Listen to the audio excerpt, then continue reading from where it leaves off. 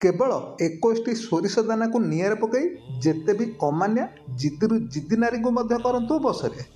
हाँ फ्रेंड्स, आज भिडियो में आम आपण मानक एपर गोटे शक्तिशाली मुस्लिम वशीकरण विद्या विषय कहूँ जहाँ केवल तीव्र वशीकरण करने ही प्रयोग कराए। जदि आपण अनेक चेष्टा कराया किंवा अनेक मनैया कौन से नारी आपण बसरे होना किंतु आपण से नारी को निज बसरे करने चाहती तेबे से भली नारी को बस करने यह ब्रह्मास्त्र परि काम करता है। प्रयोग जदि आपण सठिक भाव में सठिक विधि विधान सह करती तेबे दुनिया रे एपरि कौन भी नारी ना जहाँ कि आपण निज बसरे करें। जदि आपण लक्ष्य चेष्टा करी कौन सी नारी को निज बसरे करना तेबे आपण केवल थरुटे मात्र ए प्रयोगटी को करके देखुन। ए प्रयोग आपण को 100% ग्यारंटी सफलता देव। सत कह गले वशीकरण ए प्रयोगटी सबु वशीकरण प्रयोग ठारू स्वतंत्र भाव में भिन्न आउ अत्यंत शक्तिशाली। आउ ए वशीकरण प्रयोगटी गोटे मुसलमानी वशीकरण प्रयोग। तेबे वशीकरण प्रयोग को आपण किपर करेंगे ताकू आपण को भल भाव में बुझी नियंतु। देखंतु आपण ए वशीकरण प्रयोग को कौन भी मासरे करंतु ना कहीं किंतु से मासरे आपण ए प्रयोग को केवल कृष्ण पक्षर शनिवार ठारू ही आरंभ करेंगे। जदि बा आपण को ए प्रयोग करिवार केवल 7 दिन भितर यार प्रभाव जना पड़िया लगे किंतु आपण ए प्रयोग को लगातार 31 दिन पर्यंत निश्चय करेंगे। अर्थात आपण से कृष्ण पक्षर शनिवार ठारू आरंभ करी तार परवर्ती 31 दिन पर्यंत लगातार आपण ए प्रयोग को कर चलिए। देखंतु जदि आपण कृष्ण पक्ष जानि पार नाहंती तेबे जानि रखंतु जे मास को दुईटी पक्ष थाए। गोटे होची कृष्ण पक्ष एवं अन्यटा होची कृष्ण पक्ष।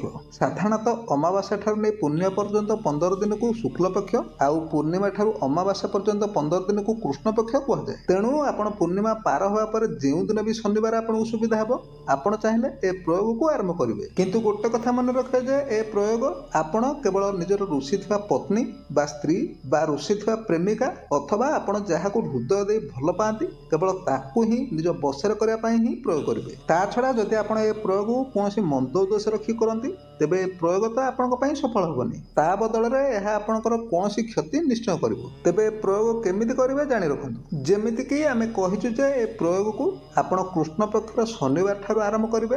तेणु आपण जो दिन कृष्ण पक्षर शनिवार पड़ो आपण से दिन अधरात्रे निज हाथ में आपण गणी गणी 21टी सोरिष दाना को नहीं आसतु आउ से सोरिष दाना को गोटी गोटी करी 21 थर यही मंत्र रे से सोरिष दाना को अभिमंत्रित करी जहाँ को भी आपण निज बस करने चाहती से नारीर नाम को लगाई ताकू गोटी गोटी करी आपण निआरे पकई चलतु। मंत्रटी आमे वर्तमान आपण को एही वीडियो स्क्रीन रे दे देचु। वशीकरण ए प्रयोग से ही शनिवार अधरात्र आरंभ करेंगे आउ ता छड़ा लगातार 31 दिन पर्यंत ए प्रयोग को आपण अधरात्रे ही करेंगे। आपण देखिबे आपण जो नारी को प्रेम करती से नारी जेते भी अमान्या बा जेते भी जिद्दीरु जिद्दी होई थांदु ना काहेकि ए तीव्र वशीकरण प्रभाव रे आसी से नारी अति कम रे केवल 7 दिन भितर ही आपण पाखे आसिक हाजर हो आपणकर प्रत्येक बोल को मानिया लगे। किंतु आपण गोटे कथा मन रखु जे ए मंत्र बा ए प्रयोगटी समस्त क्षेत्र में सामान दिन काम करन कहीं सबू लोकर राशि चक्र एवं राशि चलन सामान प्राय न थाए। तेणु